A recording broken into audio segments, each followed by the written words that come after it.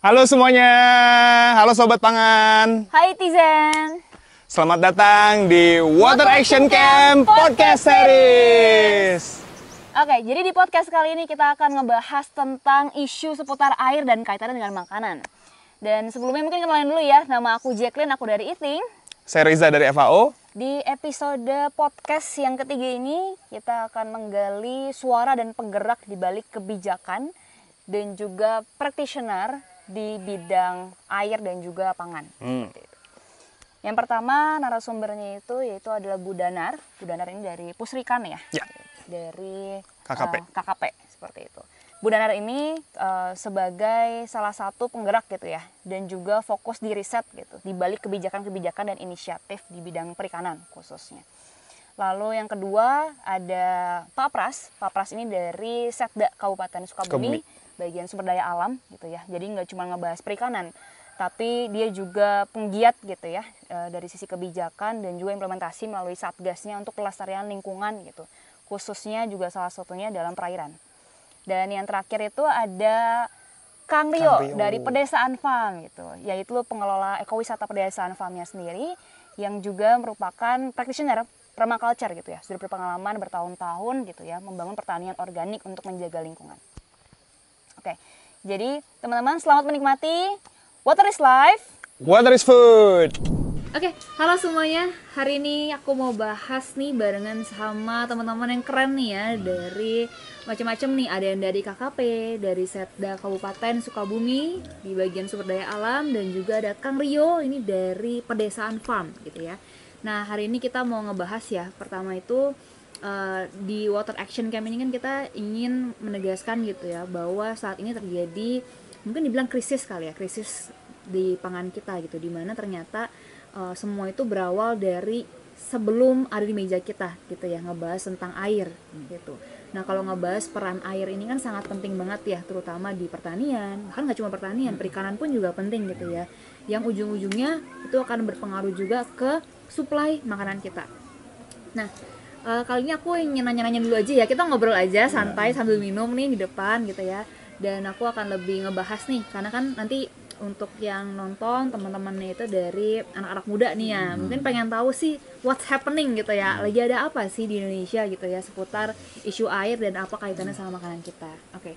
Nah, mungkin aku mau mulai dari Bu Danar dulu nih. Oke, Bu Danar dari KKP ya. KKP itu kan skopnya luas sekali ya, mulai dari perikanan sampai perikanan dan juga di kelautan gitu ya, di perairan yang di darat gitu maupun di laut seperti itu. Nah, kalau dari Bu Danar sendiri gitu ya, sekarang ini tuh isunya seperti apa sih gitu ya, kalau ngebahas tentang perikanan terutama ya, dan seberapa penting peran air itu sendiri, terutama kalau kita ngebahas air itu yang lagi emerging tuh nggak cuman di laut, kan yang sering dibahas di laut ya, wah ini plastik gitu ya di laut, tapi ternyata di darat pun juga sama ya gitu ya, air tawar pun juga terancam gitu Bu. Nah, mungkin bisa di-share nih Bu, isunya seperti apa saat ini. Langsung aja ngobrol langsung aja. iya. Jadi terkait pengelolaan perikanan, itu memang selama ini lebih condong ke laut. Karena penetapan wilayah pengelolaan perikanan itu untuk laut aja sudah sejak 2014 itu sudah ditetapkan wilayah pengelolaan, ada 11 WPP. Namun untuk perikanan darat itu baru ditetapkan di tahun 2020. Jadi di situ kami menetapkan dulu wilayah pengelolaan ada sebanyak 14 WPP perairan darat. Nah, sebetulnya WPP perairan darat itu luasan di Indonesia itu ada 19 juta hektar, terdiri dari sungai, danau, waduk, dan rawa banjiran.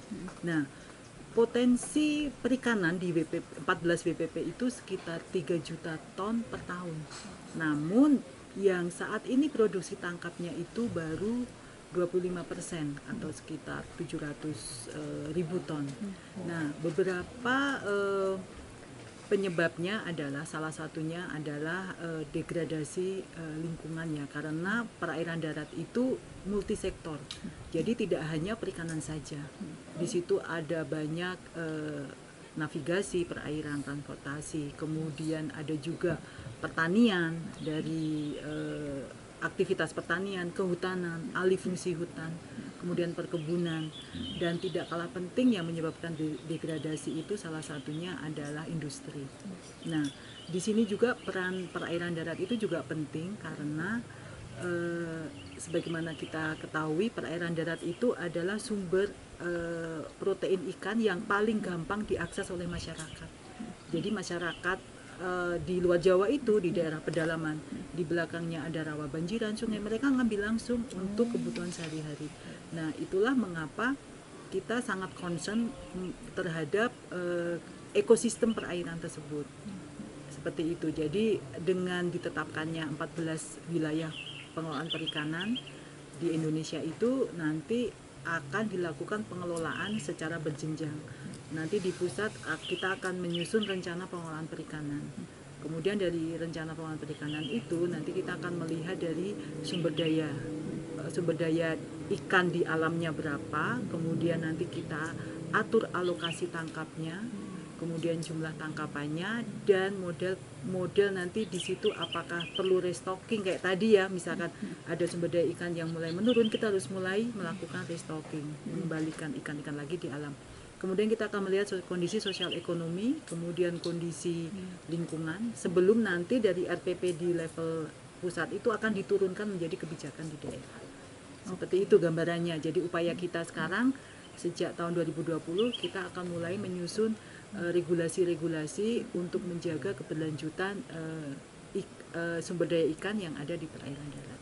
Salah satunya kita kolaborasi dengan FAO melalui Project IFIS. Oke, baik. Wah, ini keren banget ya Bu ya. Jadi benar-benar holistik ya. Iya. Kalau ngebahas perikanan tuh tadi nggak cuma di kelautan, juga di darat seperti apa. Terus melihat dari sumber-sumber ya, sumber-sumber airnya tadi ya, danau gitu ya, rawa gitu ya, sampai sungai gitu ya. Dan benar-benar dipastikan juga tadi sampai restocking ya. Berarti itu tandanya untuk mengetahui apakah sekarang ini supply cukup atau enggak. Kalau tidak berarti harus dikembalikan lagi seperti itu ya. Makanya bekerja sama dengan FAO. Nah, mungkin bisa ceritakan sedikit Bu tentang IFIS Project. Awal mulanya dari mana sih Bu gitu? Mungkin ya isunya apa dan kenapa jadi, itu bisa muncul? IFIS Project itu kita mainstreamingkan ya, mengarus utamakan sumber daya perikanan darat ke dalam kebijakan, ke dalam praktek-praktek terbaik di lapangan, dan ke dalam penguatan data. Regulasi itu harus diperkuat dengan data ilmiah yang mencukupi. Manakala kita mau mengatur jumlah alokasi tangkap, kita harus tahu dulu kelimpahan ikan itu berapa, sehingga itu bisa kita tetapkan, oh ini masih bisa ditangkap, oh ini dilindungi terbatas, oh ini dilindungi penuh. Perlindungan pun juga kita melihat berdasarkan komoditas dan berdasarkan lokasi. Nah, ada lagi yang buka tutup juga. Jadi seperti kearifan lokal di Sumatera yang lubuk larangan itu, dia menetapkan satu lokasi dan satu waktu orang itu boleh menangkap, tapi hanya di waktu-waktu tertentu. Selain itu tutup, tidak boleh ditangkap. Nah, itu salah satu kearifan lokal. Nah, secara nasional kita juga mengatur semisal perlindungan penuh. Beberapa ikan-ikan yang sudah dilindungi penuh itu, kalau saya baca di keputusan Menteri Kelautan nomor 1 tahun 2021, dari 19 jenis ikan yang dilindungi penuh, 13 diantaranya itu ikan perikanan darat. Itu menunjukkan memang tekanan terhadap ikan-ikan di perairan darat atau perairan tawar ini sangat tinggi. Nah, sehingga Project IFIS ini dia ada 3 komponen utama: memperkuat regulasi di pusat dan di daerah, sehingga nanti terkoneksi apa yang ditetapkan di pusat itu akan diperdetil kebijakannya di tingkat daerah, karena perikanan darat ini sebetulnya sesuai undang-undang otonomi itu kewenangan di kabupaten. Jadi itu yang menjadi perhatian kami, kenapa kita memperkuat juga kolaborasi dengan OPD ya, organisasi pemerintah daerah di level kabupaten, karena sumber daya perikanan darat itu memang level kabupaten. Kalau laut itu provinsi dan pusat. Nah, itu jadi kita kolaborasi erat itu di penguatan regulasi. Kemudian dari regulasi itu kita coba mempraktekkan melalui demo site di 5 lokasi. Bagaimana budidaya berkelanjutan, kemudian bagaimana dia membangun metode-metode pengolahan yang bisa menghasilkan nilai ekonomi kepada masyarakat, penguatan capacity building segala macam. Yang ketiga itu kita penguatan data, karena nanti ke depan itu seperti saya sampaikan sebelumnya, data-data ini penting untuk nanti sebagai bahan kebijakan pengambilan keputusan seperti itu. Oke, baik. Wah, ini benar-benar ya, berarti tadi ngebahas tentang sinergi juga ya Bu ya, karena kan Ibu dari sudut pandang nasional ya Bu ya, jadi nggak hanya di daerah tertentu aja gitu, tapi perlu adanya sinergi dengan daerah gitu ya, dimana mungkin pas banget nih ada Pak Pras nih, Pak Pras kan dari perwakilan ya Kabupaten Sukabumi gitu ya. Nah, di Sukabumi sendiri nih Pak gitu, apakah sekarang ini ada mungkin isu-isu gitu ya yang lagi emerging dan mungkin bisa dibahas juga pentingnya sinergi gitu ya dengan pemerintah pusat, karena kan pasti implementasinya nggak bisa langsung dari atas aja ya, top down itu harus sampai ke bawah, sampai grassroots bahkan ya, sampai ke akar rumputnya itu harus terlaksana dengan baik. Nah, mungkin bisa dibahas Pak dari sudut pandang Kabupaten Sukabumi seperti apa? Ya, terima kasih. Saya mungkin memperkenalkan dulu Bu ya. Boleh, silakan. Nama saya Prasetyo, Kepala Bagian Sumber Daya Alam, Sekretariat Kabupaten Sukabumi. Dalam hal ini mewakili pimpinan, mungkin saya kesini bukan atas nama pribadi, mohon izin. Baik. Begini ya, kalau saya melihat perikanan itu berarti kan ekosistemnya air. Kalau air itu, kalau kami melihatnya di Sukabumi, itu adalah sumber kehidupan. Dan semua itu tahu. Untuk menjaga air itu harus jaga lingkungan dulu. Jadi akar masalahnya sebetulnya lingkungan dulu. Nah, ekosistem mau dijaga ya lingkungan dulu kan begitu ya. Jadi kami juga sudah membentuk namanya Satgas ya. Ini saya pakai ininya nih, Satgas Konservasi Sumber Daya Alam. Kita bentuk karena memang kondisi Kabupaten Sukabumi saat ini berdasarkan data itu 50% lahannya kritis. Kita punya lahan itu kurang lebih 400.000 hektar. Kabupaten Sukabumi terluas Pulau Jawa Bali nih. Kalau dulu nomor 2 katanya sebelah Banyuwangi, tapi pas kemarin data terakhir itu ternyata kita terluas Pulau Jawa Bali gitu ya. Nah, dengan luasnya ini dan topografi kami memang yang gurilap, gunung, rimba, laut, pantai, sungai, situ dan juga seni budaya lengkap di kami itu lengkap. Jadi kalau saya berpikir bahwa Sukabumi ini menuju kabupaten konservasi, makanya Satgas ini dibentuk. Doakan ya kita akan menjadi kabupaten konservasi. Dan ketua Satgasnya itu Pak Sekda langsung. Nah, kami membicarakan Satgas dulu ya. Ini Satgas ini sudah kolaboratif dan pentahelik, Ibu. Jadi kami juga di situ ada pemerintahnya, ada masyarakat komunitasnya, ada juga akademisi juga masuk dalam situ. Juga pemerintah pusat provinsi pun masuk. Kalau pusat tuh BPDAS-nya kami, BPDAS dari KLHK ya. Nah, terus juga TNGHS, TNGP karena kita punya Taman Nasional Gunung Gede dan Pagano, dan Taman Nasional Gunung Salak itu pun masuk dalam Satgas. Jadi lengkap di kami. Kenapa dibentuk Satgas? Karena kita butuh wadah tadi. Kalau saya lihat kewenangannya kan terpecah-pecah nih Bu ya. Pusat itu laut dengan pesisirnya lah begitu. Provinsi juga pesisirnya sedikit. Pemberdayaannya daerah. Kalau itu terpecah-pecah terus tidak sinergi seperti apa ya kan begitu. Makanya kita tidak ingin seperti itu, kita buat untuk wadah. Nah, alhamdulillah selama ini kami sudah beberapa kami lakukan, makanya tadi intinya menjaga kelestarian air itu dan menjaga lingkungan hidup. Kami kemarin sudah action itu 1.000 pohon per desa kami tanam. Alhamdulillah di saat kemarin kita hari jadi Kabupaten Sukabumi di tahun 2022. Kami sudah menanam kurang lebih sampai saat ini 800.000 sekian lah yang sudah tertanam di semua desa. Dan itu dalam rangka kita menjaga air gitu kan. Jadi kalau Pak Gubernur bilang ada namanya hansip cai, tahan dan simpan air. Nah gitu, gimana kita menahan dan simpan air. Karena gini, kami berpikir bahwa perikanan ini kan ikan itu butuh air yang sangat baik. Gitu ya. Lebih-lebih dari manusia deh sebetulnya. Jadi kalau ikan itu airnya tidak baik, ya otomatis jadi tadi mulai langka beberapa ikan yang sudah langka itu semakin tergerus ya dengan adanya degradasi lingkungan. Nah seperti itu yang kami lakukan di Kabupaten Sukabumi. Dan kami alhamdulillah sudah punya Perda nih Bu, Perda nomor 1 tahun 2023 tentang pengolahan perikanan darat. Katanya kemarin mah perda pertama se-Indonesia katanya. Sukabumi top. Ya, alhamdulillah. Oke, bagus. Jadi kita dorong terus begitu ya. Apa? Ya, itu kita Jadi punya. contoh ya, Pak? Ya, biar bisa jadi contoh. Tapi kami tidak ingin sekedar perda karena alhamdulillah kemarin juga dengan kita kerjasama dengan FAO ya. Kita juga membentuk Pokja. Pokja Perikanan Darat namanya. Pokja itu apa? Ya, kelompok kerja, Bu. Oh, kelompok kerja. Ya, kelompok kerja perikanan darat itu di bawah Satgas Konservasi. Karena Satgas Konservasi ini dari kabupaten, kecamatan sampai desa, Bu. Nah, sekarang tuh kalau teman-teman pemancing liar itu, komunitas pemancing itu sudah jadi teman kami banget gitu ya. Jadi apabila ada sesuatu pencemaran dan sebagainya, itu langsung informasi itu masuk, Bu. Alhamdulillah. Dan kita langsung dengan Satgas, karena Satgas di dalamnya ada Kapolseknya juga, ada namanya juga di wilayah itu. Jadi ya geraknya bareng lah. Nah, ini sudah kita upaya-upaya untuk menjaga kelestarian itu sudah kita lakukan. Walaupun memang ya masih terus harus ya edukasi itu tidak mudah ya. Terus ya kita paksa dulu karena memang katanya budaya itu awalnya paksa dulu sebetulnya. Dipaksa ya bisa biasa ya, walaupun rasanya terpaksa tuh biasa dan jadi budaya. Kita ingin jadi budaya. Gitu.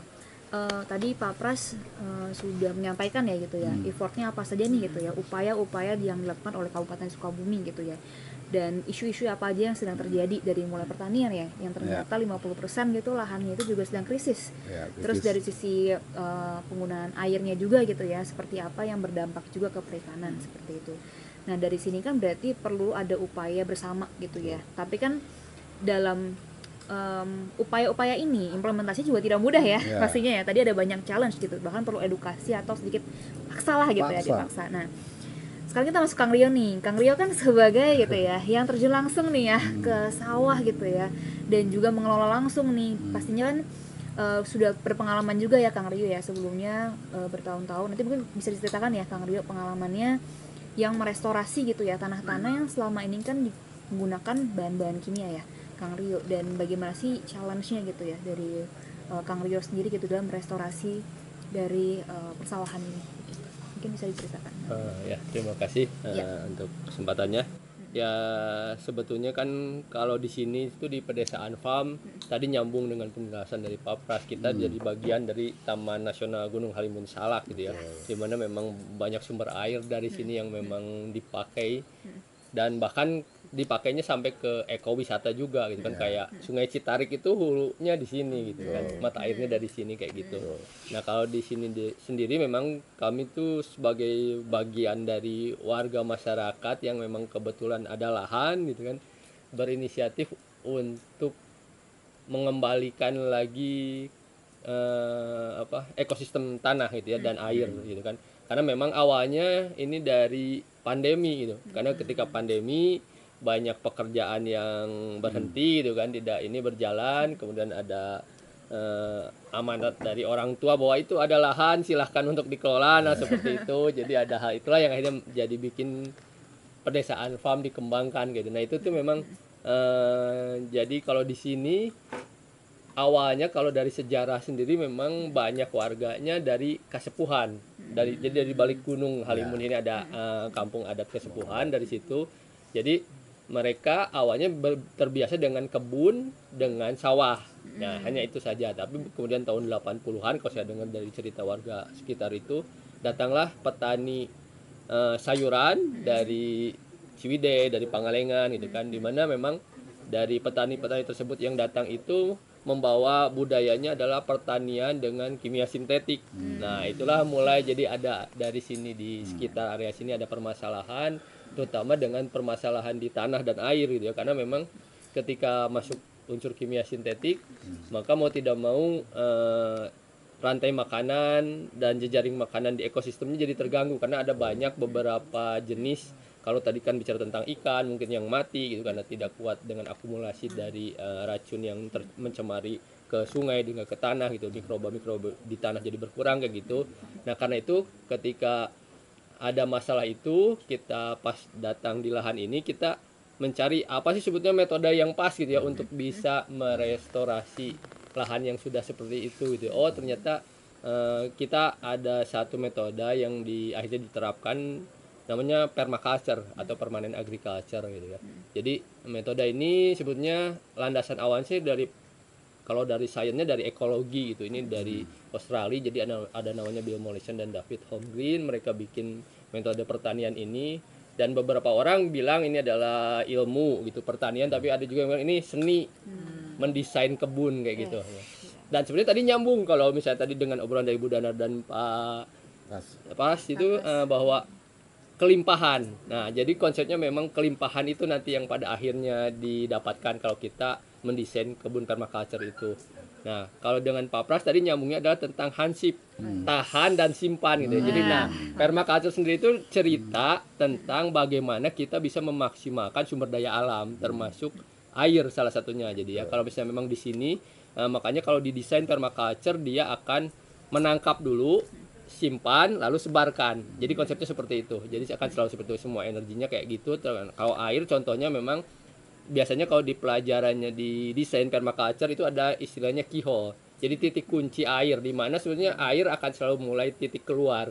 Nah itu kalau di permaculture cerita tentang ada cekungan dan cembungan. Nah itu biasanya ada satu titik di situ tuh yang memang di mana air mulai keluar. Nah itu kayak kalau di sini tuh di sebelahnya Villa Keladi gitu kan, terus di antara yang bukit yang limus dengan di atas Villa Saung, nanti di antara Villa Saung dengan yang bukit yang perumahan penduduk di sana juga sama, ada itu. Karena kalau di peta biasanya lebih lancip, jadi kalau ada lebih lancip gitu, nah itu ada titik airnya kayak gitu. Nah kalau di sini dimulainya kayak gitu.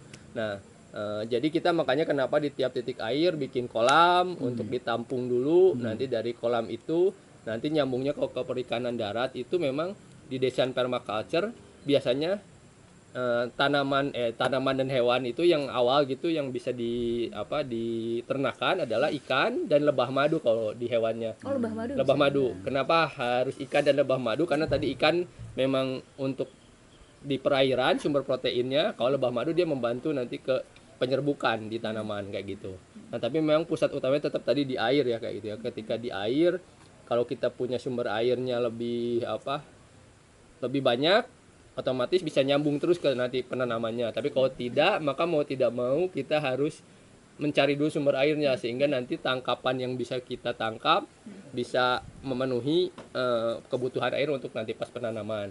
Kayak di sini kemarin itu terjadi pas yang kemarau kemarin itu sampai susah air tuh karena memang dari PAM desanya sendiri juga ada masalah waktu itu. Jadi kita karena asalnya dari PAM desa jadi ngambil dari air di Citarik, Sungai Citarik PAM desanya itu ada masalah, jadi ada longsor, ada apa, jadi akhirnya ke kita jadi kurang. Nah dari situ ketika masuk akhirnya kita berupaya cari lagi. Nah kita dapat dari sebelah sini, sebelah yang penduduk di sini bukit ini ada satu sumber lagi, jadi kita ambil karena posisinya dia di bawah sedangkan lahan kita tuh di atas, maka dari segi desain kita mau tidak mau harus narik dulu ke atas. Nah karena itu ada tekanan yang lumayan, akhirnya kita pakai rampam atau pipa hidram, pakai tekanan, jadi dia dibawa naik. Nah dari situ baru disebar. Nah ketika sudah disebar itu nanti masuk ke yang tadi yang sama dengan hansip tadi itu, ditangkap, diresapkan, disebarkan karena memang untuk ngejaga kelembaban gitu kan kayak gitu. Nah jadi kalau di sini sendiri sih memang upayanya kalau yang air itu baru dari sisi itu ya gitu. Tapi memang kalau melihat tadi dari kebijakan di pusat dan di daerah itu ya sangat sinergis sekali, sangat nyambung gitu. Karena memang tadi kita juga ujungnya harus ke kelimpahan dulu. Ketika sudah ada kelimpahan baru dari situ kita bisa memutuskan apakah kelimpahan ini akan dibagi untuk komunitas yang lebih luas atau memang nanti dipasarkan ke pasar yang lebih luas seperti apa kayak gitu. Jadi kalau dari pedesaan farm sendiri sih sebenarnya arahnya itu dulu kalau yang bicara tentang permaculture dan strategi pengelolaan air dan ininya dan tanah dan kebunnya. Nah, terus biasanya juga kalau di beberapa tempat seperti kalau saya dulu di Bumi Langit itu ketika di sana itu 7 tahun perlu waktunya untuk restorasi itu.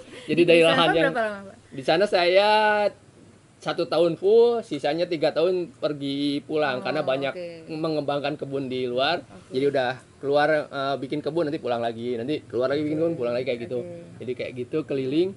Nah itu tuh 7 tahun. Jadi memang kalau organik banyak tantangannya gitu kan, karena permaculture itu dia nanti kaitannya dengan pertanian ramah lingkungan atau organik.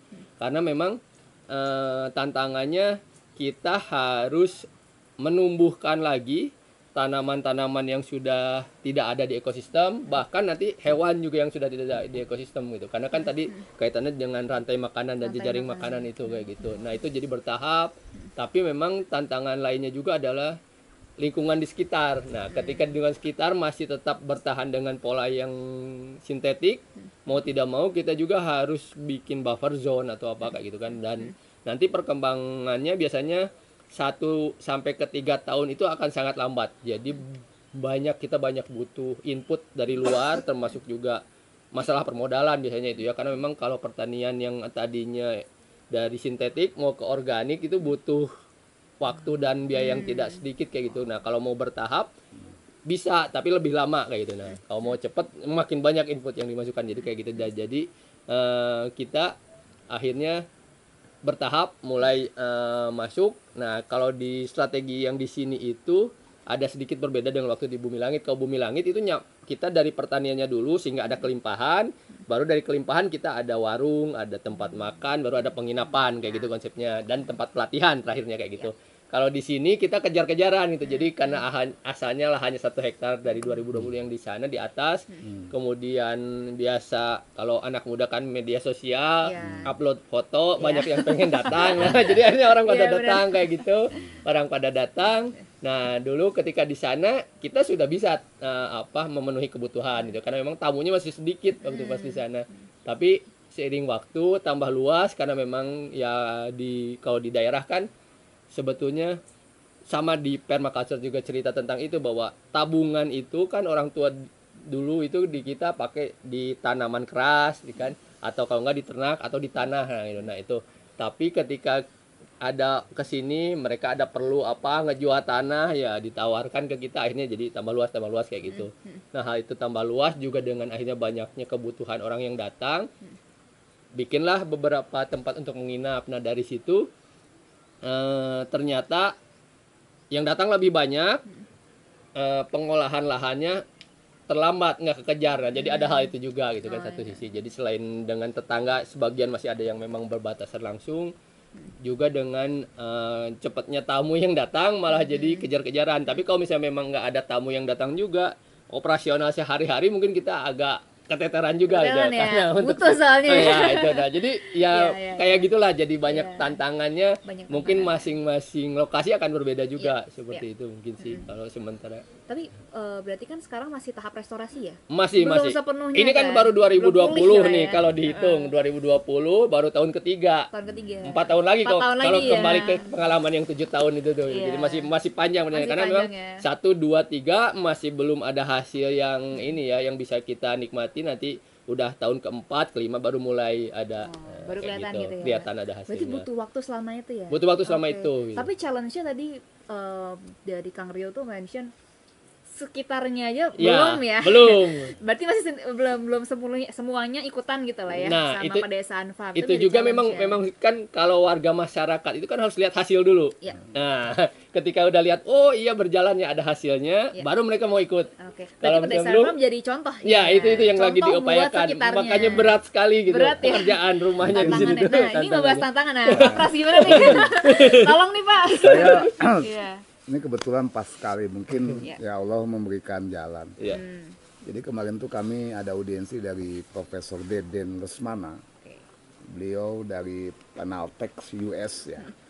Nah, itu penerapan pertanian purba, Pak. Ya. Mungkin nanti di YouTube juga sudah ada. Nah, saat ini kami sudah mulai penerapan pertanian purba. Di situ yang uniknya semua sampah bisa terurai.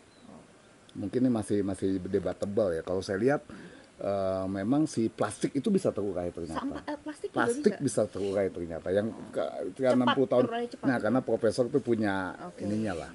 Nah, akhirnya kemarin tuh kita coba padukan antara masalah sampah di Kabupaten Sukabumi dengan pengolahan pertaniannya. Nah, yang tadi dianggap lama biasanya ini nggak lama. Bikin mallnya aja cuma 3 hari, Pak, selesai. Terus pengolahan lahannya pun hanya cuman tidak usah pakai traktor nanti. Jadi hanya diinikan saja, dikubur di keruk 1 meteran, masukin itu sampah, ya, ditutup lagi sama kotoran sapi, terus mallnya diinikan Disiram. langsung ditanam hari itu juga. Oh, oke. Jadi tidak menunggu nunggu lahan itu tidak. Nah ini sedang kami lakukan di Cijurai Geger Bitung.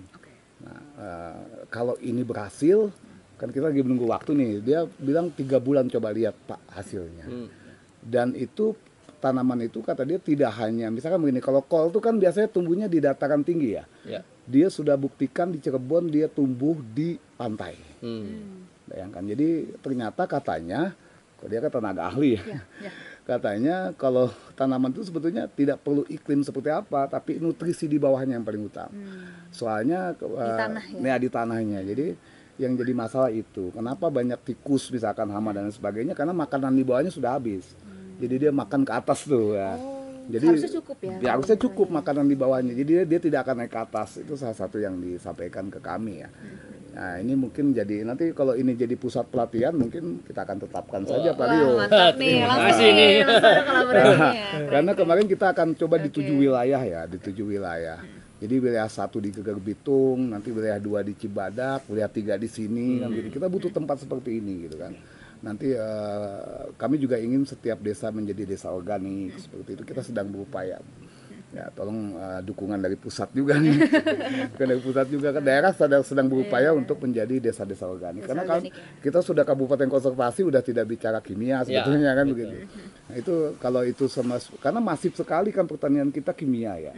Dan saat ini petani itu kesulitan terus terang dari sisi pupuk kimia sulit, mahal ya kan. Jadi sangat menekan biaya produksi apabila dengan pertanian purba ini. Nah, makanya kemarin hanya dari 1000 meter tuh saya lihat dia hanya biaya untuk bikin mall dan pupuknya hanya 100.000 Pak, dari 1000 meter. Jadi sangat di bawah sekali. Terus hasilnya pun katanya kayak padi itu yang biasanya satu kobokan itu biasanya 40 ya, 30-40 itu sampai 120 batang. Jadi bagus sekali ternyata dengan itu. Nah nantinya dampak impact positifnya dengan perikanan terus terang. Nah begitu. Kami berharap nanti dengan air kondisi pertanian kita berubah, otomatis kan airnya juga akan baik. Nah, makanya kalau seandainya nanti perikanan kok naiknya susah sekali gitu ya. Tingkat produktivitas perikanan darat itu kok susah sekali naiknya. Kenapa? Memang tadi itu ya karena lingkungannya sudah degradasinya terlalu ini. Ya mungkin kesalahan masa lalu kita lah. Ya, kita nggak usah bahas ya kesalahan. Tapi kita apa yang bisa dilakukan ya? Apa yang bisa kita lakukan itu. Jadi budaya pupuk kimia mungkin untuk Sukabumi no ya. Nanti akan seperti itu. Oke, ini keren banget Pak. Ini ngebahas tadi. Ya, bisa dilanjut mungkin dari Bu Dana. Jadi ke depan itu untuk pengelolaan perikanan berkelanjutan, kita lebih mendorong ke adaptif lokasi dan kearifan lokal sebetulnya. Jadi adaptif lokasi tadi seperti Kang Rio kan dia melihat nih kontur di wilayah ini seperti apa, terus Kang Rio merekayasa. Itu juga terjadi juga di perikanan. Seperti contohnya perikanan BJ. Perikanan BJ itu alami dari wilayah lahan gambut yang dia punya cekungan-cekungan. Manakala saat banjir ikannya masuk, saat dia surut atau kering ikannya berada di cekungan-cekungan itu, tidak dikasih pakan buatan tapi alami dari tumbuhan-tumbuhan itu. Dia akan panen 1 kali setahun dan hasilnya lumayan sih, bisa bertonton untuk 1 hektar lahan, dan ikannya tuh berbagai jenis ikan yang asli di wilayah itu bisa ketangkap, sebagian dipakai untuk pangan rumah tangga, sebagian lagi dijual.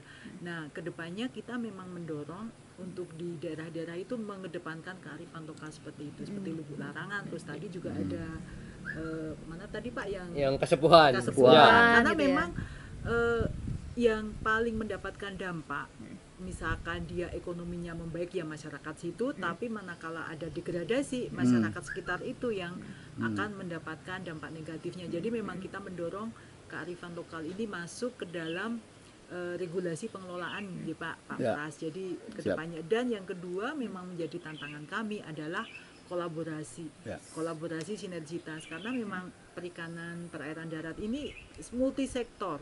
Perikanan itu bukan sektor utama, kayaknya PUPR malah sektor utama gitu, untuk mengelola satu perairan ya Pak. Karena dia ada di PSDA ya. PSDA. PSDA-nya lebih ini ya. Iya, jadi kita juga melalui Project IVIS kita coba memasukkan kayak kebijakan Fishway ke dalam kebijakan Pembuatan di bendungan. ya, di PUPR. Jadi untuk ikan-ikan yang migrasi itu disediakan jalan. Karena kan bendungan itu menghambat migrasi. Menghambat, ya. Nah, jadi kan dan memang melalui Project IVIS juga kita mendesain Fishway yang sesuai dengan kondisi perairan dan kondisi ikan. Jadi mungkin Fishway yang dikembangkan di Sukabumi nanti di Sungai Cimandiri, Bu. itu Beda-beda ya? ya berbeda dengan yang mungkin di Sungai Poso atau sungai di Kampar, di Waduk Riam Kanan atau apa itu akan berbeda. Nah, kearifan lokal, adaptif lokasi dan itu perlulah kita ke depan kita menjadi dasar untuk bagaimana kita menetapkan kebijakan pengelolaan. Oke, ini keren banget sih tadi Bu Danar nih mentioning tentang sinergi lagi ya. Iya, Balik lagi kolaborasi multisektor ya. nih, Multisektor nih, multisektor. nggak bisa Susah sendirian ini. lah istilahnya. Susah tapi Dari ini pusat susah. daerah sampai implementator semuanya harus Ya, bergerak makanya bareng-bareng kita ya. diikat dengan Satgas ini. Yes. Saya bilang saya susah sekali kalau tidak bisa koordinasi dengan seperti PSDA provinsi. Itu kan provinsi, Bu. Ya. Nah, kami ingin supaya rencana kerja program mereka itu disinergikan dengan program kami.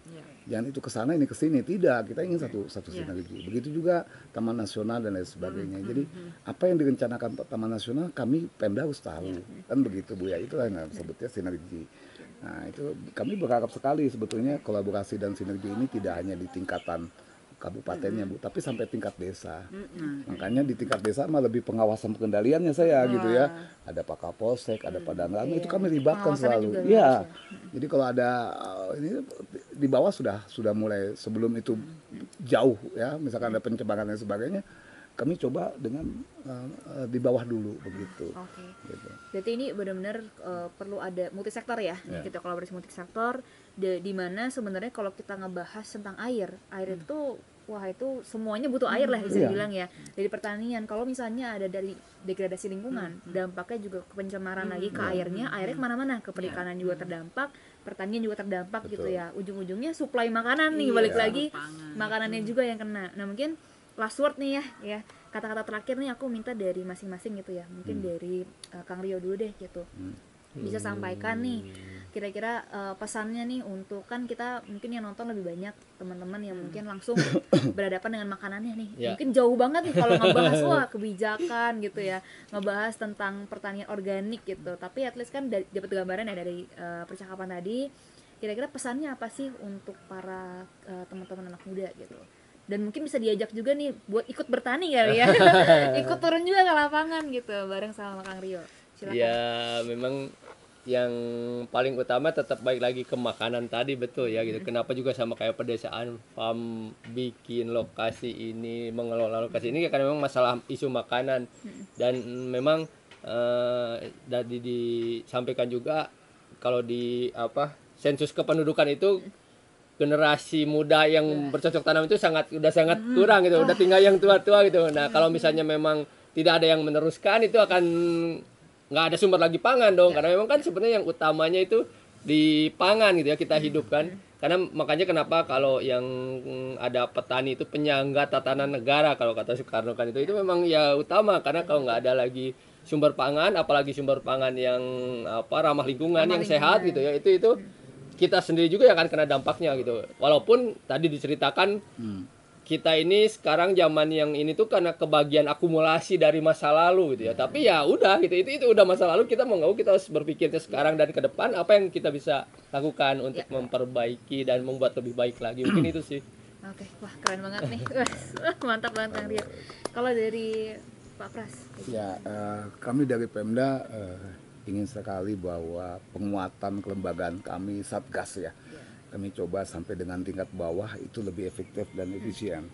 Karena memang kami berharap tadinya tiap desa punya tata ruang. Tata ruang di tingkat desa gitu.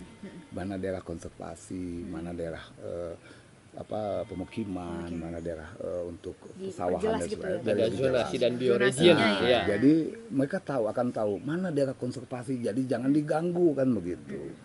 Kan sebetulnya sudah jelas dalam aturannya, cuman di tataran masyarakat bawah ini sudah tadi itu Bu, jadi kehilangan Harus arah. diajak nih Nah masyarakatnya. makanya sekarang ini kita picu dulu. Kemarin kami picu dengan menanam pohon, kan gitu ya. Sok tanam mau di mana saja. Kenapa sih Pak harus tanam pohon, kan pada nanya tuh. Wah, ini satu buat menjaga air kita, kedua juga untuk menyerap karbon gitu kan. Seperti itu. Akhirnya mereka ngerti. Dan itu kan sumber kehidupan air itu. Akhirnya mereka mengerti. Nah, tahapan sekarang ini sedang pemicuan lagi nih, pemicuan. Saya berharap makanya masyarakat mohon lah kalau yang ada di sini anak muda semua ya, kebanyakan milenial lagi Bisa ya. ngomong langsung nih. Nah, milenial harus berpikirnya jangan ekonomi terus dong, ya kan, ekologinya juga dong. Kan ada 3 aspek sebetulnya ya, aspek ekonomi, ekologi dan sosial. Itu yang 3 ini memang harus sejalan. Tapi pada saat ekologinya nggak dijaga, boro-boro bisa ekonomi dan sosial gitu kan ya. Ya istilah Jadi, makanannya aja gimana nih? Iya. Kan lingkungan ini harus dijaga Lingkungan dulu. dijaga, tempat Kadang-kadang kan tinggal saya kita. bilang begini, Pak Pras kok mikirnya lingkungan terus kami makan apa? Nah, dengan lingkungan yang terjaga Anda gampang makan. Kan begitu ya. Dengan lingkungan yang terjaga tidak terjadi konflik terhadap masyarakat. Kan itu ya. Itu harapan kami. Makanya ini edukasi masyarakat terus menerus. Kami melalui Satgas itu kita sudah ada grup WhatsApp-nya. Jadi kalau ada masalah di kecamatan ini kami langsung tahu begitu kan. One way Nah, away. gitu. Kalau perlu kami turun, Siap. kami turun. Kalau tidak selesaikan di wilayah kan begitu. Oke, siap. Nah, sudah kita lakukan, insya Allah lah. Dan kami saat ini kami sedang mengkaji biar diketahui kami sedang mengkaji karena di selatan kami tidak punya taman nasional. Di sana tuh kami punya hutan namanya hutan Puncak Bulu dengan Pasir Piring. Kami sedang kaji untuk menjadi hutan lindung begitu karena memang Jampang itu sudah masuk dalam CPUGG ya. Ya, Ciletuh, Pelabuhan Ratu, Geopark ya, Global Geopark. Jadi mau tidak mau, suka tidak suka kita harus jaga. Jangan sampai nanti air terjun yang indah itu jadi hilang, airnya nggak ada. Ya. Karena Jangan degradasi sampai ya. hutan kan begitu. Nah, ini kami sedang jaga. Insya Allah kajiannya tahun ini selesai dan setelah itu kami juga sedang mengkaji untuk kawasan mangrove, Bu. Kita ada 11 titik kawasan mangrove yang akan kita tetapkan dengan SK Bupati dan langsung nanti siapapun hayu kita nanam mangrove di situ ya kan. Ya, karena kalau belum ditetapkan orang mau nanam nanti siapa yang jaga ya kan gitu. Takutnya nanti alih fungsi dan lain sebagainya. Jadi kita menjaganya dengan menetapkan termasuk kemarin kawasan Sidat ya. Dengan FAO kami kerjasama kita sedang tetapkan nih kawasan-kawasan Sidat supaya kawasan itu terjaga ekosistemnya. Jadi sekali lagi anak muda milenial, ayo kita pikirkan lingkungan hidup kita lagi. Jangan pikirkan ekonomi saja ya. Jadi kalau di CPUGG itu memang ada 2 kawasan Pak yang kita tetapkan, rencana kami tetapkan. Yang satu di Curug Sodong ya, itu memang Sidat itu masuknya ke sana gitu ya arahnya. Jadi yang besar-besar tadi di sana. Jadi kalau sudah tidak ada Sidat di sana berarti lingkungannya Udah, makin rusak, ya? rusak gitu. Terus satu lagi ada di Danau Habibi namanya, Situ Habibi namanya kalau sebutnya Situ Habibi. Itu di situ sampai ada buayanya. Saya bilang itu bagus sekali. Kalau ada buaya ke situ berarti bagus, jangan kaget gitu ya. betul. Karena itu tempat mereka itu Rantai makanannya masih lengkap. rantai berarti. makanan masih ada gitu. Kalau buayanya udah nggak ada justru Iya. bahaya gitu. Jangan sampai ada buaya darat aja ya. Oh iya, beda lagi kalau itu Ya, Mas. gitu Pak, gitu. Gitu. Oke, siap Pak. Ya, terima kasih. Terakhir mungkin dari Ibu Ya. Dana. Bagaimana? Jadi isu ketahanan pangan ke depan kan semakin menjadi bahasan ya. Kelimpahan pakan, kelimpahan protein itu akan menjadi satu isu yang memang ke depan ini perlu perhatian dan kesadaran dari semua pihak. Nah, anak-anak muda ini pinter untuk mengkomunikasikan ke masyarakat lebih luas ya. Bisa kami harapkan anak-anak muda ini akan banyak membuat konten-konten yang mungkin tidak hanya ke arah bisnis gitu ya, tapi ke arah Lingkungan, kelingkungan, ekologi, ekosistem, contoh-contoh terbaik yang sudah diterapkan oleh masyarakat gitu ya, melalui inovasi-inovasi yang tadi adaptif lokasi dan kearifan lokal itu bisa lebih digaungkan. Karena kan sarana komunikasi teknologi itu kan anak muda lebih menguasai ya Pak. Ya, betul. Satu hal sedikit viral Betul. gitu ya, itu yang kita butuh nih anak-anak muda masuk ke situ. Karena kalau di level kebijakan pemerintah itu kita butuh anggaran, butuh waktu. Ya. Tapi dengan melalui kemampuan anak-anak muda milenial ini membuat satu bahan-bahan yang untuk komunikasi yang massal itu akan sangat diperlukan ke Lebih depan. efektif Jadi ya? iya lebih efektif dan diperlukan. Jadi kami mengajak anak-anak muda untuk bisa membuat satu materi, ikut menyuarakan ya. menyuarakan gitu, berkomunikasi ke masyarakat luas untuk menjaga kelestarian lingkungan kita demi anak cucu ke depan. Jadi memang dibutuhkan ya kolaborasi dari berbagai pihak gitu ya. Kalau tadi dibahas dari mulai pemerintah pusat sampai ke kabupaten, sampai ke desa, sampai turunannya lah gitu ya, sampai ke akar rumputnya untuk menyelesaikan ya permasalahan tentang lingkungan ini gitu. Dimana sangat berdampak gitu ya, nggak cuma dari airnya aja ya, tapi lingkungan secara keseluruhan terhadap pangan kita gitu ya. Dan memang tadi kalau ngebahas perlu adanya gitu banyak yang turun untuk membantu dalam praktek berkelanjutan ya, seperti yang dilakukan Kang Rio, dan juga pemanfaatan teknologi tadi seperti disampaikan juga ya, untuk bisa mempercepat kalau bisa ya, karena udah krisis nih gitu. Dan juga bagaimana sih peran gitu anak muda dalam menyampaikan narasi ini, terutama lewat mungkin diskusi kita hari ini ya, semoga bisa men-trigger untuk anak muda lainnya agar bisa membuat konten yang sama gitu ya, dan menggaungkan lah ya isu-isu ini sehingga banyak yang turun ikut melestarikan lingkungan kita demi pangan ya. Siap, mantap sekali. Oke, thank you banget semuanya. Semoga apapun yang disampaikan ini bisa menjadi inspirasi ya buat anak muda ke depannya. Siap, terima kasih. Oke, thank you semuanya teman-teman. Nanti kalau misalnya ada yang kepo ya sama konten-konten lainnya gitu ya, ada topik-topik yang mungkin mau dibahas juga ya seputar isu yang kita bahas sekarang ini, bisa banget put di kolom komentar. See you in the next video. Bye-bye.